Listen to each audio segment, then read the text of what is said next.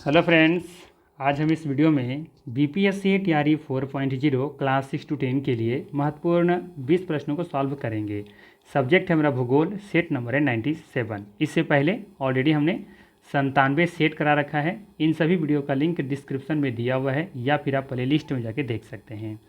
साथ ही साथ अगर इन सभी का पीडीएफ फाइल चाहिए तो हमारा टेलीग्राम चैनल ज्वाइन कर सकते हैं। टेलीग्राम चैनल का लिंक डिस्क्रिप्शन में दिया हुआ है। ठीक, तो चलिए फिर शुरू करते हैं और देखते हैं आज का पहला सवाल।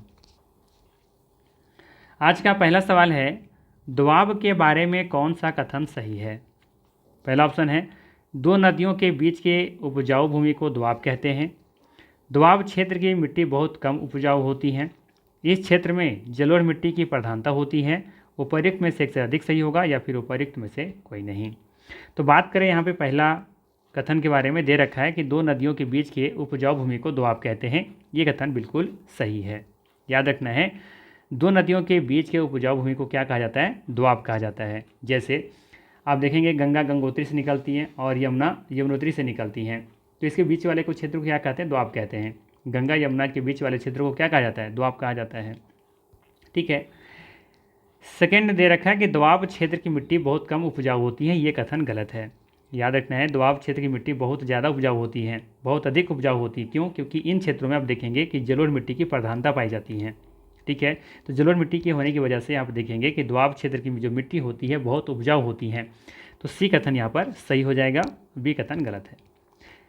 पूछा है कौन सा कथन सही है, तो डी ऑप्शन यहाँ पे सही हो जाएगा। उपर्युक्त में से एक से अधिक कथन यहाँ पे सही है। ठीक है। साथ ही साथ ध्यान रखिएगा कि अलग अलग जगह पर दो नदियों के बीच के क्षेत्रों को अलग अलग दोआब के नाम से जाना जाता है। जैसे कुछ इसमें महत्वपूर्ण है, जैसे कि याद रखिएगा, पहला बात करें सतलज, सतलज या सतलुज जो भी कहें आप, सतलुज और ये व्यास। ठीक है, इनके बीच के दोआब क्षेत्र को क्या कहा जाता है, इनके बीच के दोआब क्षेत्र को कहा जाता है बिस्त दोआब, बिस्त दोआब। ठीक है। ठीक इसी तरीके से ब्यास और रावी, ब्यास और रावी, इन नदियों के बीच के दोआब क्षेत्र को बारी दोआब कहा जाता है।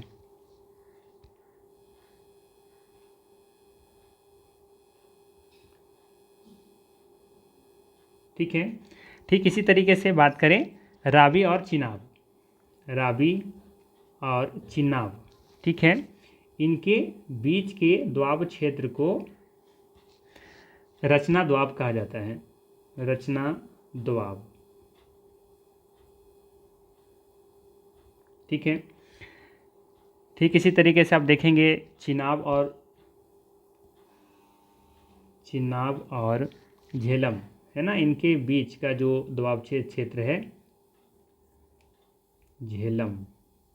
ठीक है, तो इनके बीच के दोआब क्षेत्र को चज दोआब कहा जाता है। ठीक है, और एक और याद रख सकते हैं, झेलम और सिंधु के बीच, झेलम और सिंधु नदी के बीच के दोआब क्षेत्र को सिंध सागर दोआब कहा जाता है, सिंध सागर दोआब। ठीक है, तो ये महत्वपूर्ण 5 याद रखिएगा, यहाँ से सवाल पूछा जाता है। ठीक है, चलिए अगला सवाल लेते हैं। अगला सवाल है, भारत के सुंदरवन डेल्टा में किस प्रकार के वन पाए जाते हैं। ऑप्शन है पर्णपाती झाड़ियाँ, उष्णकटिबंधीय वन, या फिर मैग्रोव वन, या एक से अधिक होगा, या फिर उपर्युक्त में से कोई नहीं। करेक्ट ऑप्शन हो जाएगा सी ऑप्शन। भारत के सुंदरवन डेल्टा में मैग्रोव प्रकार के वन पाए जाते हैं। ठीक है, तो सी कथन यहाँ पे बिल्कुल, सी ऑप्शन बिल्कुल यहाँ पे सही है। बात करें भारत में कुल मैग्रोव वन कितना है, तो याद रखिएगा 4,992 वर्ग किलोमीटर। ठीक है, भारतीय वन स्थिति रिपोर्ट 2021 के अनुसार अब भारत में अब देखेंगे तो मैग्रोव वन 4,992 वर्ग किलोमीटर है। ठीक है, जो कि कुल भौगोलिक क्षेत्र का लगभग 0.15% है। ठीक है, अभी 2023 में एक रिपोर्ट आई है। ठीक है, तो 2023 की रिपोर्ट के अनुसार आप देखेंगे तो कुछ घटा है, ये मैग्रो वन की जो क्षेत्रफल है कुछ घटा है। तो मुझे एग्जैक्ट याद नहीं आ रहा है, तो नेक्स्ट वीडियो में कभी हम कवर कर देंगे। ठीक है, तो आप फिलहाल आपको याद रखनी है कि भारतीय स्थिति रिपोर्ट, ठीक है, भारत वन स्थिति रिपोर्ट 2021 के अनुसार भारत में 4,992 वर्ग किलोमीटर मैग्रो वन है, जो कि कुल भौगोलिक क्षेत्र का 0.15% स्थित है, मौजूद है। ठीक है, और ये भी याद रख सकते हैं कि 2 वर्षों में ये जारी किया जाता है। ठीक है, तो 2021 में आया था, 2023 में रिपोर्ट आ चुकी हैं। ठीक है, चलिए लेते हैं अगला सवाल। अगला सवाल है यहाँ पे, निम्न में से किस राज्य की सीमा बांग्लादेश के साथ लगती हैं? ऑप्शन है त्रिपुरा, मिजोरम, मेघालय, एक से अधिक होगा या फिर उपयुक्त में से कोई नहीं।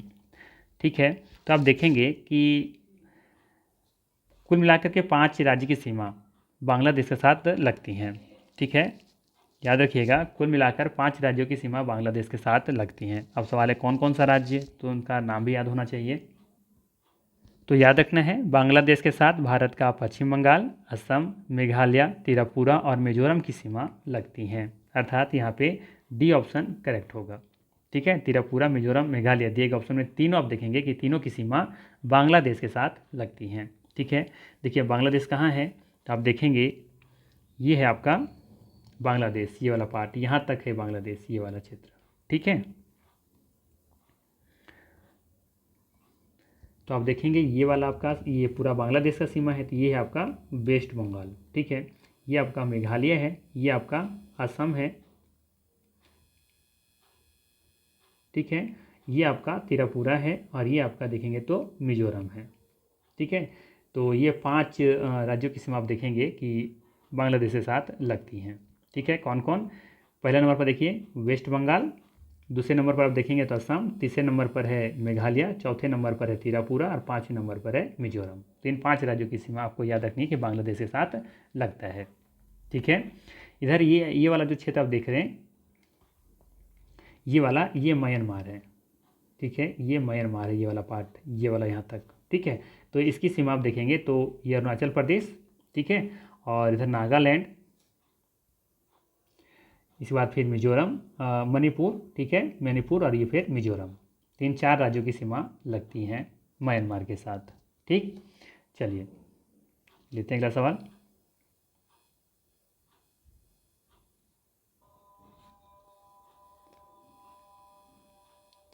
अगला सवाल है, निम्नलिखित में से कौन सा सुनामी का कारण नहीं है? ऑप्शन है मृदा अपरदन, भूकंप, समुद्र के अंदर भूस्खलन, एक से अधिक होगा या फिर उपयुक्त में से कोई नहीं। करेक्ट ऑप्शन हो जाएगा मृदा अपरदन। अब देखेंगे मृदा अपरदन सुनामी का कारण नहीं है। ठीक है, सुनामी का मेन कारण क्या होता है? भूकंप का आना या फिर समुद्र के अंदर भूस्खलन, लैंड जो स्लाइडिंग होता है, लैंड स्लाइड होता है जो, ठीक है, या फिर जब समुद्र के या महासागर के नीचे जब भूकंप आता है तो ये सुनामी का कारण बनता है। ठीक है, तो 20 ही सही है। यहाँ पे पूछा है कौन सा कारण नहीं है, तो मृदा अपरदन इसका कारण नहीं है। ठीक है, जब भूकंप समुद्र के अंदर धरातल पर होता है तो उसे सुनामी कहते हैं। ठीक ना, चलिए अगला सवाल लेते हैं। अगला सवाल है, भारत में अधिकांश क्रोमाइट भंडार कहाँ पाए जाते हैं? ऑप्शन है उड़ीसा, कर्नाटक, बिहार, एक से अधिक होगा या फिर उपयुक्त में से कोई नहीं। तो याद रखिएगा, भारत में अधिकांश क्रोमाइट उड़ीसा में पाए जाते हैं। ठीक है, लगभग 90% ये कवर करता है, पूरे भारत में जितना मिलता है उसका 90% उड़ीसा में पाया जाता है। ठीक है, ध्यान दीजिएगा, भारत में अधिकांश क्रोमाइट भंडार उड़ीसा में पाया जाता है। भारत का लगभग 90% क्रोमाइट उड़ीसा में पाया जाता है। क्वेझर और कटक में क्रोमाइट का भारी मात्रा में उत्पादन होता है। क्रोमाइट का निक्षेप धारवाड़ तथा कायंत्रित सेलों में मिलते हैं। निकेल के भंडार एवं उत्पादन में भी देखेंगे तो उड़ीसा सबसे आगे है, नंबर 1 पर है, एकाधिकार इनको प्राप्त है। वहीं बात करें कर्नाटक तथा महाराष्ट्र के भी कुछ जिलों में क्रोमाइट के सीमित भंडार हैं। ठीक है, चलिए अगला सवाल लेते हैं। अगला सवाल है, ये अच्छा सवाल है, ध्यान दीजिएगा कि पट्टी कृषि का मुख्य उद्देश्य क्या है? पट्टी कृषि का मुख्य उद्देश्य क्या है? ऑप्शन है अधिक उपज प्राप्त करना, मृदा अपरदन को कम करना, खरपतवारों को नियंत्रित करना, एक से अधिक होगा या फिर उपयुक्त में से कोई नहीं। सही आंसर हो जाएगा ऑप्शन नंबर बी, मृदा अपरदन को कम करना। ठीक है, पट्टी कृषि का मुख्य उद्देश्य मृदा अपरदन को कम करना है। ठीक है ना। आइए बात करते हैं कि पट्टी कृषि क्या है। ठीक है, पट्टी कृषि का तो मुख्य उद्देश्य हमने देख लिया कि मृदा अपरदन को कम करना है। वैसे ये होता क्या है, ये हम लोग जानने का प्रयास करते हैं। ध्यान दीजिएगा, पट्टी कृषि में बड़े खेतों को क्या किया जाता है ना, पट्टियों में बांट दिया जाता है और फसलों के बीच में घास की पट्टियाँ उगाई जाती हैं। ये पवनों द्वारा जनित बल को क्या करती है, कमज़ोर करती हैं। इस तरह की कृषि को ही पट्टी कृषि कहा जाता है। जैसे मान लीजिए कि ये कोई भूमि का कोई बड़ा सा खंड है, टुकड़ा है। ठीक है, और ये ध्यान रखिएगा कि ये बड़े पैमाने पर जहाँ पर कृषि की जाती है वहाँ पे किया जाता है। जैसे 100 एकड़ 200 एकड़ जब यहाँ पे खेती की जाती है ना, वहाँ पे ये चीज़ किया जाता है। ठीक है, तो जब फसल लगाया जाता है तो फसल जहाँ पे फसल नहीं लगाए जाते हैं वहाँ पे क्या होता है, बीच में एक पट्टी तैयार करके कुछ इस तरीके से घास का ये फसल लगा दिया जाता है। घास मतलब लगाया जाता है यहाँ पे इस तरीके से पट्टी में। ठीक है, तो इससे होता क्या है कि जब हवाएं चलती हैं तो वायु की जो गति है उसको क्या करता है, ये अवरोध पैदा करता है या फिर गति इसकी कम हो जाती है, जिससे मृदा अपरदन को रोका जाता है या मृदा अपरदन इससे कम होता है। ठीक है, तो पट्टी कृषि का मुख्य उद्देश्य है मृदा अपरदन को कम करना। ठीक है, सिंपल से याद रखना है, पट्टी कृषि में बड़े खेतों को पट्टियों में बांट दिया जाता है, फसलों के बीच में घास की पट्टियाँ लगाई जाती हैं। ये पवनों के द्वारा जनित बल को क्या करती हैं, कमज़ोर करती हैं। इस तरह के पट्टी को ही पट्टी कृषि कहा जाता है। ठीक है, और ये अक्सर बड़े भूखंडों में किया जाता है। चलिए बाकी यहाँ पे थोड़ा सा देखिएगा ध्यान से कि यहाँ दिया रखा है कि पट्टी कृषि में घास की पट्टियाँ मृदा अपरदन को रोकने के लिए उगाई जाती हैं। पट्टी कृषि के कुछ लाभ भी हैं, जैसे कि मृदा अपरदन में कमी, नमी का संरक्षण, खरपतवारों का नियंत्रण। ठीक है, तो ये याद रखना है। चलिए अगला सवाल लेते हैं। अगला सवाल है, वायु परिवहन का राष्ट्रीयकरण कब किया गया था? वायु परिवहन का राष्ट्रीयकरण कब किया गया था? 1953, 1954, 1955, एक से अधिक होगा या फिर उपर्युक्त में से कोई नहीं। सही आंसर हो जाएगा 1953। वायु परिवहन का राष्ट्रीयकरण 1953 में किया गया था। चलिए लेते हैं अगला सवाल। अगला सवाल है, उत्तर पूर्वी राज्यों में वायु परिवहन अधिक महत्वपूर्ण क्यों है? सवाल है कि उत्तर पूर्वी में अर्थात नॉर्थ ईस्ट में या फिर 7 सिस्टर जैसे हम लोग कहते हैं, 7 राज्यों की जो समूह है, तो उन राज्यों में वायु परिवहन अधिक महत्वपूर्ण क्यों है? पहला रीजन दे रखा है कि पहाड़ी इलाका होने के कारण इन क्षेत्र में रेलवे लाइनों का निर्माण किया जाना प्रतिकूल है। बी कथन है कि वायु मार्ग कठिन इलाका, घने जंगल और लंबी दूरी को सावधानी से कवर कर सकता है। सी में दे रखा है कि इस क्षेत्र में बड़ी नदियाँ, घने जंगल और अक्सर बाढ़ और अंतर्राष्ट्रीय सीमाएं होने की वजह से यहाँ पे सड़कों का निर्माण करना मुश्किल है। एक से अधिक यहाँ पे पॉइंट महत्वपूर्ण है या फिर उपर्युक्त में से कोई नहीं। तो चलिए बात करते हैं। पहला ऑप्शन के बारे में दे रखा है कि पहाड़ी इलाकों होने के कारण इस क्षेत्र में रेलवे लाइनों का निर्माण किया जाना प्रतिकूल है। बिल्कुल सही है। आप देखेंगे कि पहाड़ी इलाका 7 सिस्टर जो हम कह रहे हैं उत्तर पूर्वी राज्यों में पहाड़ी इलाका यहाँ पे ज़्यादातर देखने को मिलता है। तो इन क्षेत्रों में रेलवे लाइन बिछाना क्या पॉसिबल है? नहीं, अनुकूल नहीं है, ये प्रतिकूल हमारे लिए है। तो यहाँ पे देखेंगे इसलिए भी यहाँ पे ये वायु परिवहन महत्वपूर्ण हो जाता है।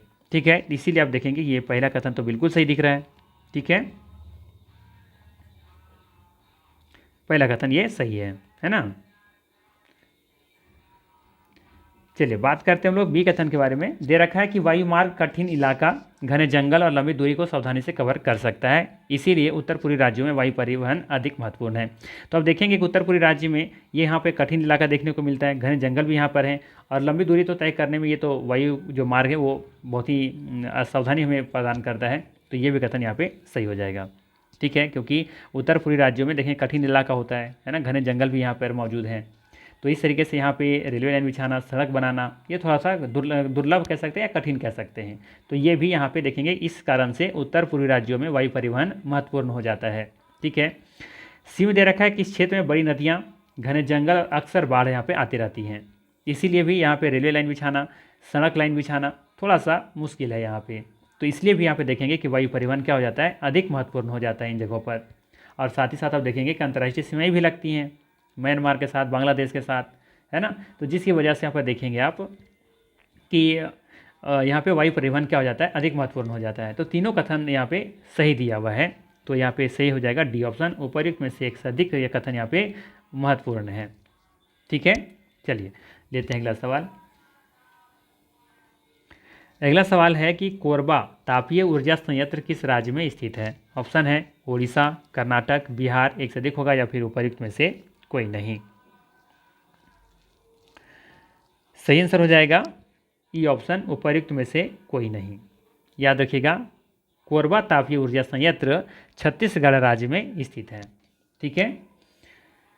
इसके अलावा ध्यान रखिएगा यहाँ पे एक इम्पोर्टेंट है कि चंद्रपुरा और एक है चंद्रपुर। ठीक है, चंद्रपुरा और एक है चंद्रपुर। चंद्रपुरा देखेंगे तो झारखंड में स्थित है, जबकि चंद्रपुर ये तापीय ऊर्जा महाराष्ट्र में स्थित है। तो कंफ्यूज नहीं करना है। अगर चंद्रपुरा कहे तो चंद्रपुरा तापीय ऊर्जा संयंत्र झारखंड में है, जबकि चंद्रपुर तापीय ऊर्जा संयंत्र महाराष्ट्र में स्थित है। ठीक है, तो ये आपको याद रखनी है, कंफ्यूज नहीं करना है। अगला सवाल है, किसी स्थान का मानक समय स्टैंडर्ड टाइम निर्धारित करने का आधार होता है, क्या होता है? विषुवत रेखा, प्रधान मध्याह्न रेखा, अंतर्राष्ट्रीय तिथि रेखा, एक से अधिक होगा या फिर उपर्युक्त में से कोई नहीं। सही आंसर हो जाएगा ऑप्शन नंबर ए।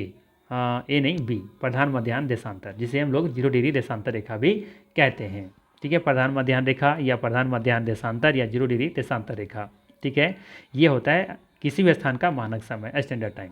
ठीक है, तो बी ऑप्शन यहाँ पे बिल्कुल ही सही है। ठीक है, बाकी अंतर्राष्ट्रीय तिथि रेखा ये तिथि को निर्धारित करती हैं। ठीक है, जो कि 180 डिग्री लाइन को हम कहते हैं। 180 डिग्री जो देशांतर रेखा है उसे ही अंतर्राष्ट्रीय तिथि रेखा कहा जाता है। ठीक है ना। बाकी ये आपका जो है विषुवत रेखा, जिसे हम लोग 0 डिग्री अक्षांश रेखा भी कहते हैं, ये ग्लोब को या फिर पृथ्वी को 2 भागों में विभाजित करती हैं। ठीक है, ध्यान दीजिएगा यहाँ पर 0 डिग्री देशांतर रेखा को प्रधान मध्याह्न देशांतर रेखा के नाम से जाना जाता है, क्योंकि विश्व के सभी देशों का मानक समय स्टैंडर्ड टाइम इसी रेखा के द्वारा निर्धारित होता है। इस रेखा को ग्रीनविच रेखा के नाम से भी जाना जाता है। क्यों? क्योंकि अब देखेंगे कि ब्रिटेन की राजधानी लंदन के समीप ग्रीनविच नामक स्थान इसी रेखा पर स्थित है, जहाँ राजकीय वेधशाला भी स्थित है। साथ ही साथ आपको याद रखनी है कि यह जो रेखा है प्रधान मध्याह्न रेखा, ये कुल मिलाकर 9 देशों से होकर के गुजरती हैं। कौन कौन से? तो यहाँ पे लिस्ट दिया गया है, इसे आप लोग ज़रूर देखिएगा। यहाँ से सवाल बनाए जाते हैं और बनते हैं और पूछे जा सकते हैं। ठीक है, चलिए अगला सवाल है, नीचे दिए गए कथनों में से कौन सा कथन सत्य नहीं है? पूछा है आपसे, नीचे दिए गए कथनों में से कौन सा कथन सत्य नहीं है? पहला है, पृथ्वी का अपने अक्ष पर घूमना घूर्णन कहलाता है। पृथ्वी की सूर्य के चारों ओर एक स्थिर कक्षा में गति को परिक्रमण कहते हैं। सूर्य की, फिर से सुनिएगा, पृथ्वी को सूर्य की एक परिक्रमा पूरा करने में लगभग 366 दिन 6 घंटे लगते हैं। एक से अधिक होगा या फिर उपर्युक्त में से कोई नहीं।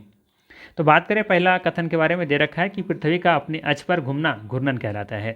ठीक है, सिंपल सा है कि पृथ्वी का अपने अक्ष पर घूमना घूर्णन कहलाता है। बिल्कुल कथन सही है, और इससे घूर्णन से दिन रात होता है। ठीक है, पृथ्वी के घूर्णन से क्या होता है? दिन और रात होता है। तो ये कथन बिल्कुल सही है, याद रखिएगा। पृथ्वी का अपने अक्ष पर घूमना घूर्णन कहलाता है और इससे दिन और रात होता है। वहीं बात करें बी कथन के बारे में, दे रखा है कि पृथ्वी की सूर्य के चारों ओर एक स्थिर कक्षा में गति को परिक्रमण कहते हैं। यह भी कथन सही है, और परिक्रमण से ऋतु परिवर्तन होता है। ठीक है, घूर्णन से दिन रात होता है, जबकि परिक्रमण से ऋतु परिवर्तन होता है। वहीं बात करें सी कथन के बारे में, दे रखा है कि पृथ्वी को सूर्य की एक परिक्रमा पूरा करने में लगभग 366 दिन 6 घंटे लगते हैं। तो ये कथन यहाँ पे गलत है, ध्यान रखिएगा। पृथ्वी को सूर्य की एक परिक्रमा पूरा करने में लगभग 365 दिन 6 घंटे लगते हैं, अर्थात सी कथन गलत है। पूछा है कौन सा सत्य नहीं है, तो सी कथन यहाँ पे सत्य नहीं है। ठीक है, चलिए अगला सवाल है, पृथ्वी तल के नीचे के पिघले हुए चट्टान को क्या कहा जाता है? ऑप्शन है बेसाल्ट, मैग्मा, लावा, एक से अधिक होगा या फिर उपर्युक्त में से कोई नहीं। सही आंसर हो जाएगा मैग्मा।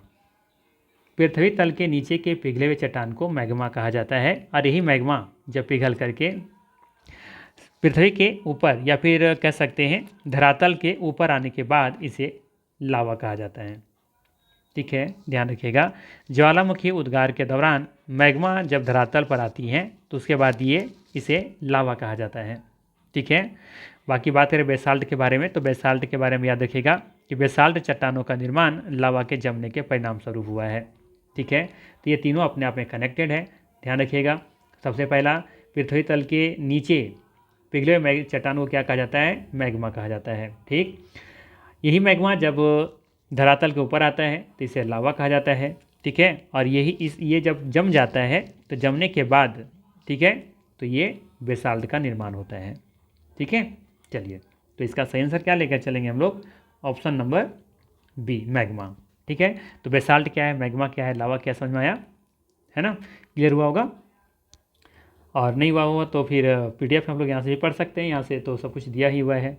ठीक है, PDF तो फ्री ऑफ कॉस्ट मिल ही रहा है आप लोग को। टेलीग्राम चैनल से ज्वाइन करनी है, वहाँ से फ्री ऑफ कॉस्ट डाउनलोड करनी है। चलिए अगला सवाल लेते हैं। सवाल है, निम्नलिखित में से कौन सी घाटी भ्रंश घाटी का उदाहरण नहीं है? ऑप्शन है राइन घाटी, ब्रह्मपुत्र नदी घाटी, नर्मदा व ताप्ती नदी घाटी, एक से अधिक होगा या फिर उपयुक्त में से कोई नहीं। सही आंसर हो जाएगा ब्रह्मपुत्र नदी घाटी। याद रखिएगा, ब्रह्मपुत्र नदी घाटी एक रैंप घाटी का उदाहरण है। कौन सी घाटी? रैंप घाटी।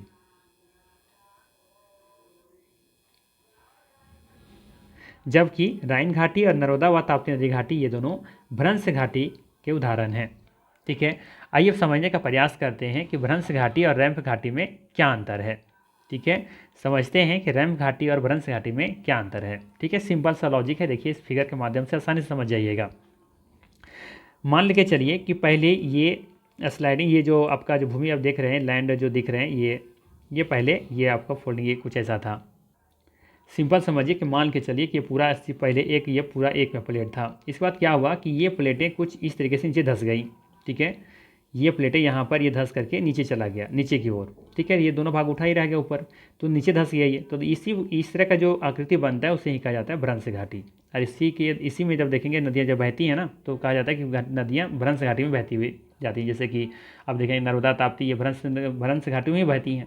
ठीक है, तो यहाँ पे आप देखेंगे सिंपल सा क्या है, भ्रंश घाटी में क्या होता है कि जो प्लेटें होती हैं बीच से कहीं धंस जाती है, नीचे चली जाती है खिसक करके। तो वहाँ पे क्या हो जाता है, एक तरीके से एक गहराई खाई बन जाती है, और उसी खाई में जब नदियाँ बहती हैं तो कहा जाता है कि ये भ्रंश घाटी में नदी बहती हैं। ठीक है, वहीं रैंप घाटी में क्या होता है, तो सिंपल से यहाँ कुछ नहीं है। जैसे मान लेते हैं कि ये वाला पहले क्षेत्र एक में था, एक प्लेट थी यहाँ से। अब क्या हुआ कि दो प्लेटें किसी की वजह से टकराने से या किसी और का रीजन से ये क्या हुआ, प्लेटें ये ऊपर की ओर उठ गई, यहाँ से भी ऊपर उठ गया, और ये वाला जहाँ था वहीं रह गया। ये वाला प्लेट देखिए जैसे था वैसे पहले रह गया, जहाँ वहीं है। लेकिन ये प्लेट आप देखेंगे ऊपर उठ गया, ये भी यहाँ से ऊपर उठ के यहाँ तक चला गया, और ये उठ करके यहाँ तक पहुँच गया। तो देखिएगा दोनों का आकृति लगभग सेम ही है। भ्रंश घाटी रैंप घाटी का आकृति दोनों की सेम ही है, लेकिन अंतर क्या है, यहाँ पे देखेंगे कि यहाँ पर आप देखेंगे कि खिसक के ये नीचे चला गया है। ये जो प्लेटें हैं खिसक करके नीचे चली गई हैं, और यहाँ से किनारे से दोनों ऊपर उठ गई हैं। ठीक है, तो दोनों ऊपर उठ जाती हैं तो उसे रैंप घाटी कहते हैं, और जब ये नीचे खसक जाती है तो जब भ्रंश घाटी कहते हैं। ठीक है, तो ये रैंप घाटी का उदाहरण कौन सा है? ब्रह्मपुत्र नदी घाटी, ये रैंप घाटी का उदाहरण है। जबकि आप देखेंगे कि राइन घाटी, मृत घाटी और एक आपका नर्मदा व ताप्ती नदी घाटी, ये दोनों देखेंगे कि तीनों देखेंगे कि ये भ्रंश घाटी का उदाहरण है। समझ में आया? चलिए लेते हैं अगला सवाल। अगला सवाल है, ब्लैक फॉरेस्ट पर्वत कहाँ स्थित है? ऑप्शन है फ्रांस, जर्मनी, यूक्रेन, एक से अधिक होगा या फिर उपर्युक्त में से कोई नहीं। सही आंसर हो जाएगा जर्मनी में। ब्लैक फॉरेस्ट पर्वत ये जर्मनी में स्थित है। ठीक है, साथ ही साथ याद रखिएगा श्वेत पर्वत ये संयुक्त राज्य अमेरिका में पाए जाते हैं। श्वेत पर्वत संयुक्त राज्य अमेरिका में पाए जाते हैं। सवाल पूछा जा सकता है कि श्वेत पर्वत कहाँ पाए जाते हैं, तो ये संयुक्त राज्य अमेरिका में पाए जाते हैं। ठीक है, और ये भी ध्यान रखिएगा कि यह उत्तरी अपलेशियन पर्वत एवं न्यू इंग्लैंड के उबड़ खाबड़ क्षेत्र का ये हिस्सा भी है। ठीक है, चलिए अगला सवाल है, निम्नलिखित में से कौन सा देश में विश्व का सबसे बड़ा मरुस्थल सहारा मरुस्थल विस्तृत है? थोड़ा सा यहाँ पे क्वेश्चन सही से सेट नहीं किया गया, आई थिंक कुछ थोड़ा सा अटपटा लगा होगा सुनने में। क्या दे रखा है, फिर से पढ़ लेते हैं। निम्नलिखित में से कौन सा देश में विश्व का सबसे बड़ा मरुस्थल सहारा मरुस्थल विस्तृत है? ठीक है, सिंपल सा हम क्वेश्चन समझा दे रहे हैं। क्वेश्चन कहना ये चाह रहा है कि विश्व का जो सबसे बड़ा मरुस्थल है सहारा मरुस्थल, ये किन देशों में विस्तृत है, फैली हुई है? ठीक है, तो ऑप्शन क्या दे रखा है, चाड, नाइजर, सूडान, एक से अधिक होगा या फिर उपर्युक्त में से कोई नहीं। तो अब देखेंगे कि सहारा मरुस्थल कुल मिला के 9 देशों में 9 है, या फिर शायद कम ही होगा, 6 या 7 देशों में फैली हुई हैं। और उन देशों का नाम है आपका, तो यहाँ पे तीनों ऑप्शन ये सही है कि चाड, नाइजर, सूडान में तो फैला ही हुआ है। इसके अलावा आप देखेंगे तो अल्जीरिया, लीबिया है ना, और आपका एक हो गया मिस्र, 3 देशों में भी फैली हुई हैं। ठीक है, तो यहाँ पे फिलहाल आपको याद रखना है कि डी ऑप्शन सही हो जाएगा। ठीक है, ये तीनों देशों में आप देखेंगे कि सहारा मरुस्थल फैली हुई हैं। ठीक है, चलिए लेते हैं अगला सवाल। और ये भी याद रख सकते हैं कि इसका कुल क्षेत्रफल 84 लाख वर्ग किलोमीटर में फैला हुआ है। ठीक है, कितना इसका क्षेत्रफल है सारा मरुस्थल का? 84 लाख वर्ग किलोमीटर। देखिए यहाँ दिया हुआ है, ये विश्व का सबसे बड़ा मरुस्थल है जो कि अल्जीरिया, चाद, लीबिया, माली, नाइजर, सूडान और मिस्र आदि देशों में ये फैले हुए हैं। ठीक है, तो ये महत्वपूर्ण देशों का नाम आप याद रख सकते हैं। ठीक, चलिए लेते हैं अगला सवाल। अगला सवाल है, निम्न में से किसे झीलों की वाटिका कहते हैं? ऑप्शन है फिनलैंड, स्वीडन, न्यूजीलैंड, एक से अधिक होगा या फिर उपर्युक्त में से कोई नहीं। सही आंसर हो जाएगा फिनलैंड। फिनलैंड को झीलों की वाटिका कहा जाता है क्योंकि यहाँ पर आप देखेंगे कि लगभग 1,88,000 झीलें पाई जाती हैं। ठीक है, इसीलिए देखेंगे कि फिनलैंड को झीलों की वाटिका कहा जाता है। यहाँ पर एक साइमा झील है जो कि फिनलैंड की सबसे बड़ी झील है, ये आपको याद रखनी है। फिनलैंड की सबसे बड़ी झील का नाम क्या है? साइमा। ठीक है, साइमा। ठीक है, चलिए हाँ, ये लाइन देखिएगा, साइमा यूरोप की चौथी एवं फिनलैंड की सबसे बड़ी झील है। तो ये भी याद रख सकते हैं, ये साइमा जो है ना, ये यूरोप की चौथी सबसे बड़ी झील है, जबकि फिनलैंड की तो सबसे बड़ी है ही है। ठीक है ना, चलिए लेते हैं अगला सवाल। अगला सवाल है, नॉर्वेस्टर उत्तरी न्यूजीलैंड और भारत में से कालवैसाखी कहते हैं में बहने वाली स्थानीय पवनें हैं, ये किस प्रकार की हवाएं हैं? नॉर्वेस्टर जिसे कि भारत में कालवैसाखी कहते हैं, उत्तरी न्यूजीलैंड और भारत में बहने वाली स्थानीय पवनें हैं, ये किस प्रकार की हवाएं हैं? गर्म शुष्क तथा रेत भरी पवनें या फिर प्रचंड व शुष्क पवनें, एक से अधिक होगा या फिर उपर्युक्त में से कोई नहीं। सही आंसर हो जाएगा गर्म व शुष्क। याद रखिएगा नॉर्वेस्टर जो है ना, ये गर्म व शुष्क हवाएं हैं जो कि भारत में कालवैसाखी के नाम से जाना जाता है, और ये नॉर्वेस्टर उत्तरी न्यूजीलैंड में भी देखने को मिलती हैं। ठीक है, तो ये आपको याद रखना है, ये ऑप्शन सही होगा। इसके अलावा ध्यान रखिएगा गर्म व शुष्क जो हवाएं हैं, ये चिनूक, सिमुक, हरमट्टन, नॉर्वेस्टर और फॉन, ये सभी जो हवाएं का नाम है, स्थानीय नाम है, ये सभी देखेंगे कि कैसी हवाएं हैं, गर्म व शुष्क हवाएं हैं। वहीं बात करें दक्षिणी बर्ट सिरोको, ये गर्म, शुष्क और रेत भरी पवनी हैं, जबकि लू आप देखेंगे जो कि भारत में खास करके भारत प्रायद्वीपीय महाद्वीप में आप देखेंगे कि ये हवाएं देखने को मिलती हैं, लू खास करके, है ना, तो ये प्रचंड व शुष्क पवनी होती हैं। ठीक है, लू। चलिए लेते हैं अगला सवाल। अगला सवाल है कि बुशमैन जनजाति का निवास क्षेत्र कहाँ है? अर्थात बुशमैन जनजाति कहाँ निवास इनका क्षेत्र होता है, जो कि कहाँ है? पहला ऑप्शन है अफ्रीका का कालाहारी मरुस्थल, उत्तरी कनाडा, चीन, एक से अधिक होगा या फिर उपर्युक्त में से कोई नहीं। बताना है आपको कि बुशमैन जनजाति का निवास क्षेत्र कहाँ है। तो याद रखिएगा बुशमैन जनजाति का निवास क्षेत्र अफ्रीका का कालाहारी मरुस्थल है। ठीक है, अफ्रीका का कालाहारी मरुस्थल में आप देखेंगे कि बुशमैन जनजाति निवास करती हैं। ठीक है, या फिर निवास क्षेत्र यहाँ पर है इसका। वहीं बात करें उत्तरी कनाडा में, यहाँ पे उत्तरी कनाडा में या फिर ग्रीनलैंड या फिर अलास्का में एस्किमो जनजाति निवास करती हैं, जबकि चीन का एक महत्वपूर्ण जनजाति का नाम है हान। ठीक है, तो ये भी आपको याद रखना है। ठीक है, यहाँ पे ये लिस्ट आपको दिया गया है। चल लेते हैं अगला सवाल। अगला सवाल है टिहरी बांध किन नदियों के संगम पर स्थित है? सवाल है टिहरी बांध किन नदियों के संगम पर स्थित है? ऑप्शन है भागीरथी और भिलांगना, भागीरथी और अलकनंदा और बाणगंगा, एक से अधिक होगा या फिर उपर्युक्त में से कोई नहीं। करेक्ट ऑप्शन हो जाएगा ये ऑप्शन भागीरथी और भिलांगना। टिहरी बांध भागीरथी और भिलांगना नदियों के संगम पर स्थित है। ठीक है, ये भी याद रखिएगा टिहरी बांध विश्व का चौथा सबसे ऊंचा बांध है, जबकि भारत का ये सबसे ऊंचा बांध है। ठीक है, जो कि उत्तराखंड में स्थित है। ठीक है, उत्तराखंड के टिहरी जिला में स्थित है ये। ठीक है, चलिए लेते हैं अगला सवाल। अगला सवाल है निमारी किसकी एक नस्ल है? निमारी किसकी एक नस्ल है? ऑप्शन है भेड़, बकरी, गाय, एक से अधिक होगा या फिर उपर्युक्त में से कोई नहीं। तो याद रखना है भेड़ जो है ना, ये निमारी जो है ना, निमारी एक ये गाय की नस्ल है। ठीक है, तो ये सी ऑप्शन सही होगा। ठीक है, किसी ना किसी एग्जाम में ये पूछा गया था शायद, आई थिंक याद नहीं आ रहा है, बट मैंने किसी प्रीवियस पेपर में देखा था कि निमारी के बारे में पूछा गया था कि निमारी किसकी एक नस्ल है, तो आपको याद रखनी है कि निमारी एक गाय की नस्ल है। ठीक है, ये बहुत ही साहसी होती हैं, ये अचुस्त भी होती हैं ये। ठीक है, तो ये रहा आपका 20 महत्वपूर्ण प्रश्न। अगर वीडियो अच्छा लगा हो तो लाइक ज़रूर कीजिएगा, चैनल पर नए हैं तो सब्सक्राइब कीजिएगा। बाकी फिर हम लोग मिलते हैं इसी तरह के नेक्स्ट वीडियो में। Thanks for watching.